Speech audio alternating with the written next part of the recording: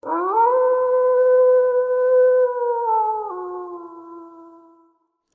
welcome back to Coffee with the Wolves, presented by Grounded Coffee Bar. My name is Damian Dennis, and this week we're going to be catching up on track and field. And joining me is head coach Jeff DeGraw. Jeff, welcome back to Grounded and Coffee with the Wolves. Thank you. What kind of drink you have there? So I always get their cold brew, and before I sat down, that's why I walked over to see what was actually in it, because I'd pretty much just like, hey, give me the cold brew. It's apparently white chocolate cheesecake with banana cold foam. I'm like, hey. Looks like ice cream. Yeah, and it kind of tastes like ice cream. I just stay with the regular good old coffee.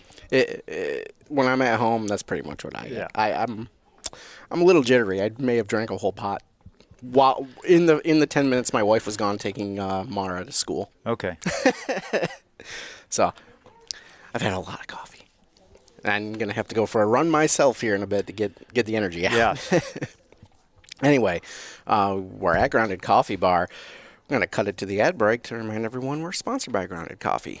Hey everyone, it's a great day to get grounded. With locations in New Lenox and Frankfort, it's always a good time to stop by and try our seasonal drinks. Whether that's cherry as summer comes to an end or pumpkin as fall begins. We've also updated our hours to better serve you. We're open late on Fridays and Saturdays now until 9 p.m. Make sure you're following our socials. That's Instagram and Facebook for the latest updates on our specials and events so you don't miss out. Grounded Coffee Bar is a proud sponsor of Coffee with the Wolves and JJC Athletics. All right, Jeff. So we're here to talk track and field. You're about a little bit more than about halfway through the outdoor season. After that month off, between indoor and outdoor, you guys have just been humming away. I know you've had a lot of things happen over the last few weeks. So let's just start. How's the outdoor season going? Considering the weather, which, it affects all sports. I mean, baseball, softball, golf, track and field, especially, with wind going around the track, that's just hurtful. Yeah. So the weather this spring has just been brutal. I mean, it's been nice during the week, and then we get to the weekend, and it's crappy. We had one meet canceled, then we had to find another one to go to, which we did, fortunately.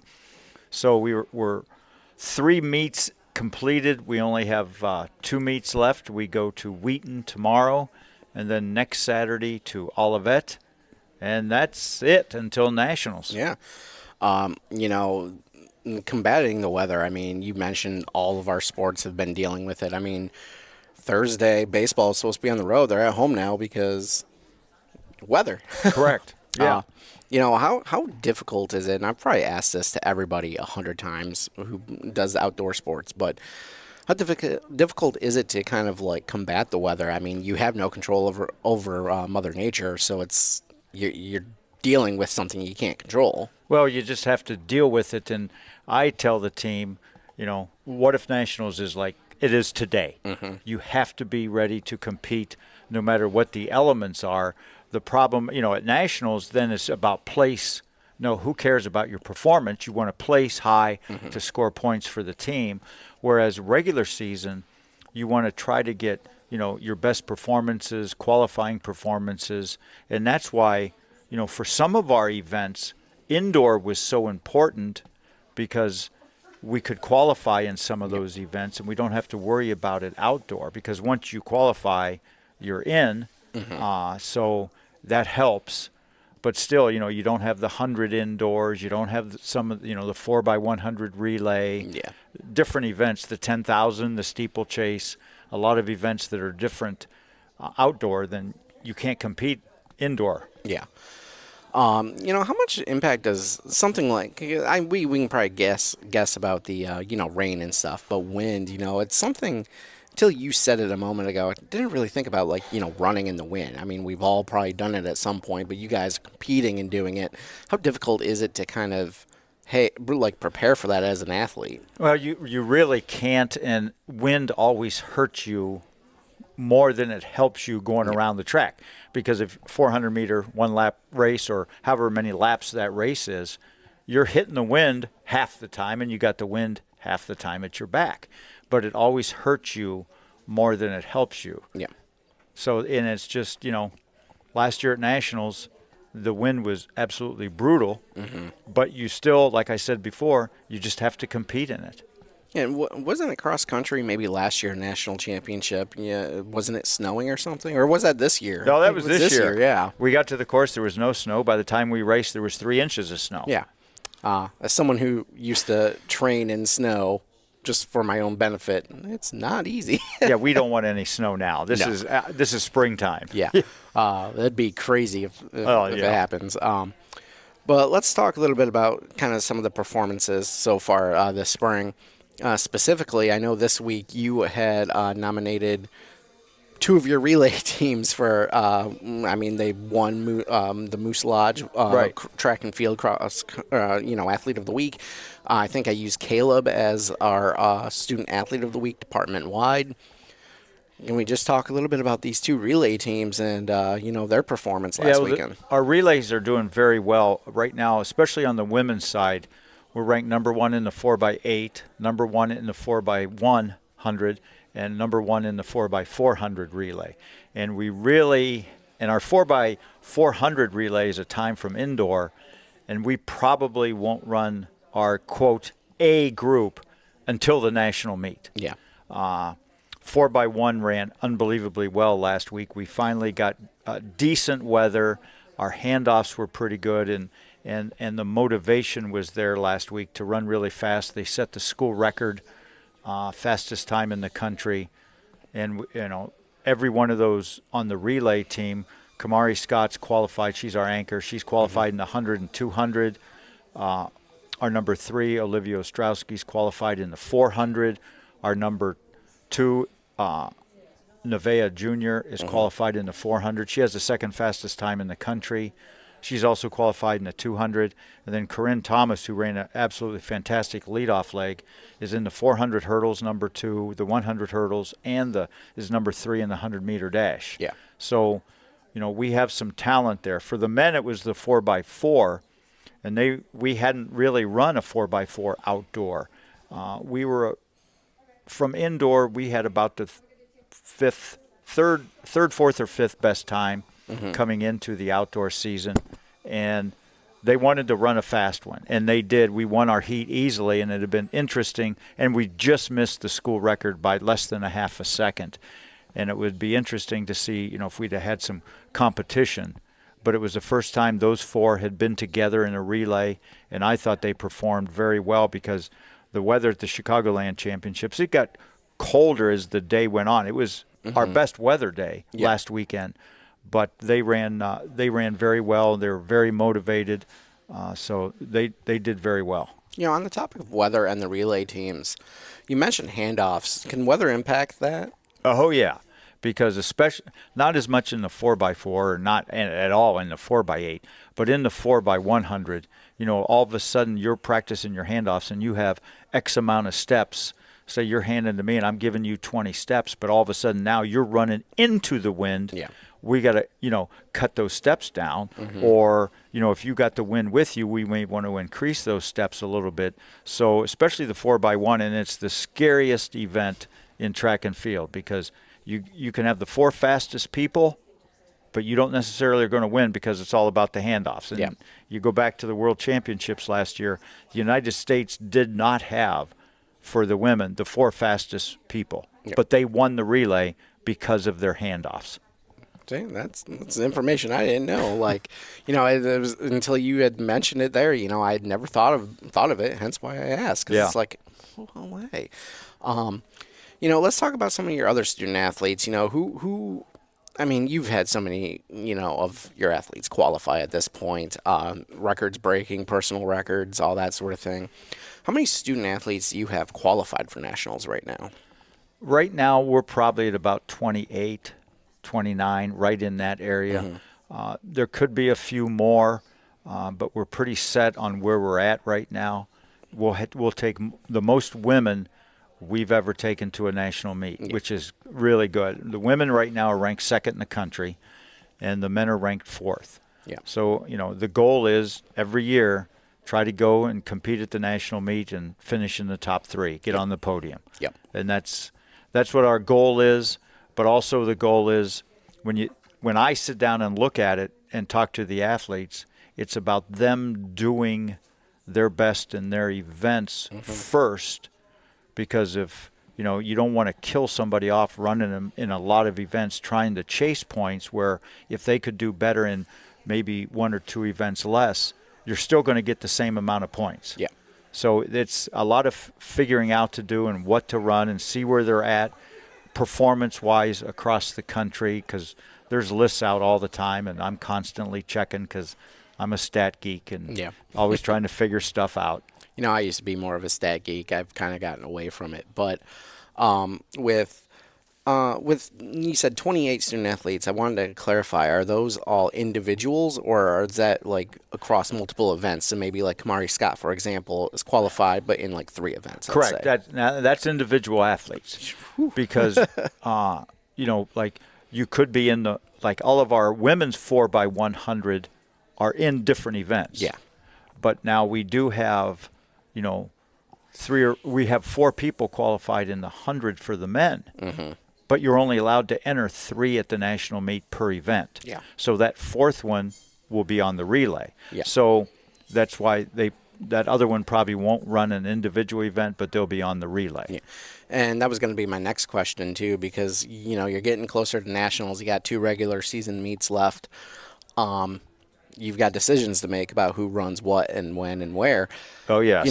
Have you started making those decisions? Are you gonna wait until that kind of break in between the final meet and nationals to start hammering down to the details? It always comes down to the end. Although I have it, every week it's a little bit different. I sit around and, like I said, I try to figure everything out, what gives us the best options, not only for the team, but for the individuals. Yeah.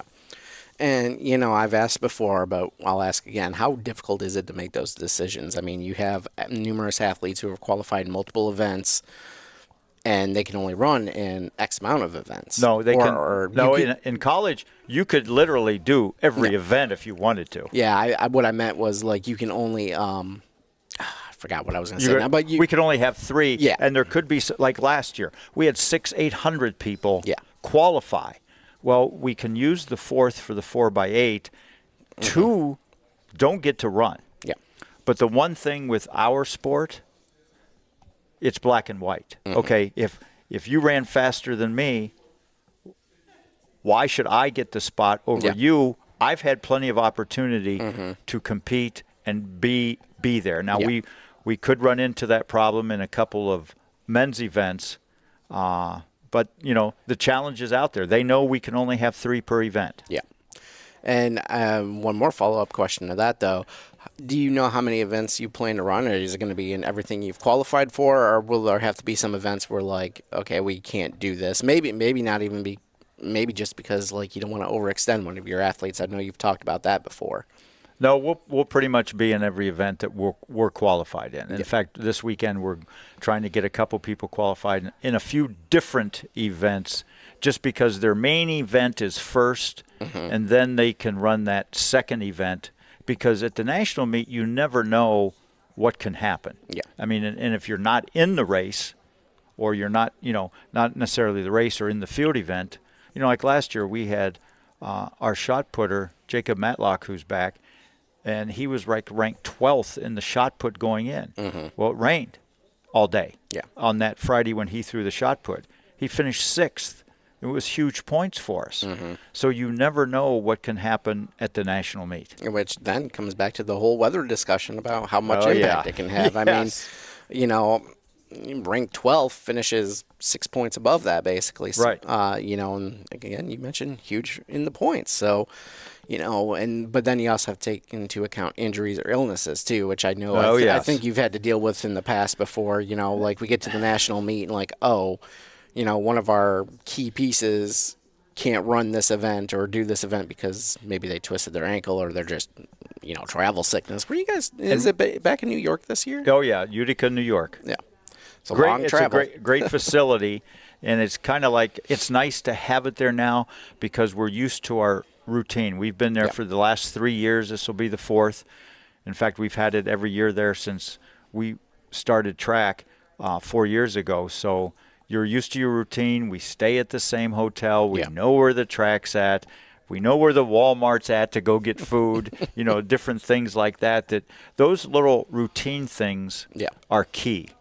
And talking about the injuries, yeah, we're dealing with it. For the men, we haven't not put our what I think is our good 4x100 relay together yet because of injuries or people missing a meet or something like that. Well, I mean, yeah, and it's something every sport deals with. But in your Correct. sport, it can fluctuate so wildly, and again, the weather, injuries, illnesses. I mean, and this is more, I guess, the mental side of things. But how do you combat the like? Everybody has just an off day, and you don't want your athletes to have an off day at nationals. But like, how do you kind of combat that? I think you prepare for that all season long, especially. I think it's great that we have Scott Halicki, who helps with the mental aspect of everything. Him and I are on the same page with that because there's no magic to training. I don't care what sport it is. If there was a magic, we'd all be doing it the same. Mm-hmm. But what it comes down to is what's between your ears. Yeah. You have to believe in yourself. And Scott, when he talks to our athletes, and a lot of them sit down and talk with him because it's important. The mental aspect is, I think, the most neglected part of collegiate athletics, especially at our level. Yeah. High school, they don't. That's whole nother story. Mm-hmm. But especially, you're at a big Division I school. Yeah, they have all the resources. They have all that. Yeah. But I think we're fortunate enough to have Scott, where it really helps us because that's what it comes down to. You have to believe in yourself. Yeah. How on that topic, and you mentioned, high school is a whole different thing. Do you use kind of like Scott's role when it comes to recruiting? Like, does that help you in the recruiting process? Oh, yes, because we're one of the few junior colleges in the country who has that asset, and that's absolutely huge. And it's not just for sports performances. Mm-hmm. They can go in and talk to him for anything. Yeah. It doesn't matter, but what they say to him stays there. Yeah. What my athletes talk to him about, he doesn't tell me. Yeah. So, and that's important. They just need, they hear it from me or Coach Hugo all the time, especially me. They get tired of that voice. Yeah. And then they go in and talk to him, and it's like, you tell your daughter, I'll tell my son something, but somebody else will tell them the exact same thing. Mm-hmm. And, oh, yeah. Yeah. Sometimes you just need that third voice or that second opinion. Correct. To kind of, hence why I'm shopping around for quotes for the basement issues I was telling you about. But yeah, the season's coming to an end for you. You got three total meets left if you count nationals? Yes. So, you're nearing the end. How do you feel about your team's chances of, making that podium finish? Feel very good, as long as we stay healthy. Feel very good with the women. The men, it's going to be a challenge. It's going to be right there between that third and fourth spot. But I think we've been there before. A lot of our veterans are coming back, so they know what they have to do. And yeah, I think the big thing is the most important meet of the year, and we talk about this all the time. Also, is the last one. Yeah. It's not next week. It wasn't last week. It's the last meet. And throughout, my time at JJC or at other coaching positions, we usually perform the best at the end because that's what you prepare for and that's what you mentally get ready for. And I wanted to ask, and kind of following up on that a little bit, but also previous conversation points throughout this talk. You have X amount of athletes who have qualified in X amount of events. If they've already qualified for an event, do you keep having them run it? Do you choose when they run it throughout the remainder of the season? Like, let's say, a relay team or, a runner qualified in indoor. Do you still have them participating every week in that same event, or do you kind of give them you have to mix it up a little bit because the worst thing you can do is have them run the same event week after week. You get tired, you get stale. Yeah. You need that variety for not only mentally but physically for different things, whether it be a longer distance event for stamina or something a lot shorter for speed. The big thing with us is if you run the 10,000 and qualify, which we've had 2 women now and 3 men qualify, that's 25 laps, 6.2 miles on a track. Yeah. And once they hit it, nope, no more. You do not run that race again. You got one shot. Yeah. Because it just takes too much out of you. Yeah. And then you go again at nationals. Man, that sounds like a nightmare to me. It's long. Yeah. Yes, 25 laps, but and that's part of it is you talk about that's probably the most mentally fatiguing race also. Yeah. Because you come around after that first lap and we talk a lot about don't look at the laps, just concentrate on everything else because you come around once, 24 more to go. Then you think you've ran a while and you still got 18. It's funny. I had to start using that kind of mindset in the gym. Like, if I start feeling myself slow down, like bench pressing or something, like just stop counting. Just stop counting. Just go till you can't go anymore. Yeah. All right. Well, Jeff, I have no idea how long we've been recording, but I know you are trying to get out of here. No, that's fine. You got a date with Coach Turner. Well, one of his friends, and we have to talk some sports memorabilia stuff. So that's always interesting. Well, I appreciate you taking the time to come out to Grounded Coffee Bar here in New Lenox to talk to me. Your season's coming to an end. Coffee with the Wolves is coming to an end soon, at least for the year. Don't know when yet, but that depends on how you do at nationals. Probably have you on that week following, actually. But baseball, softball. Yeah, they'll hopefully still be going. It's funny because when we're at nationals, they're in their I believe it's their district. Yeah, I think so. Yeah. So yeah, everything's coming to a head here for the year. But and then you have to wait forever for golf because they go till June. I was thinking about that today. The good point here, Skip, he's never been on the show. He's probably our one even Rachel and Nick and Scott have all been on Coffee with the Wolves. Skip's like, no.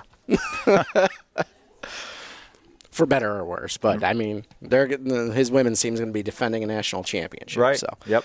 Anyway, again, good luck with the rest of the season, Jeff. We'll have you on Thank again. you. It'll either be before nationals, probably after. After, yeah. But, good luck. And as always, we end Coffee with the Wolves with Wolf of the Week. We'll see you next week.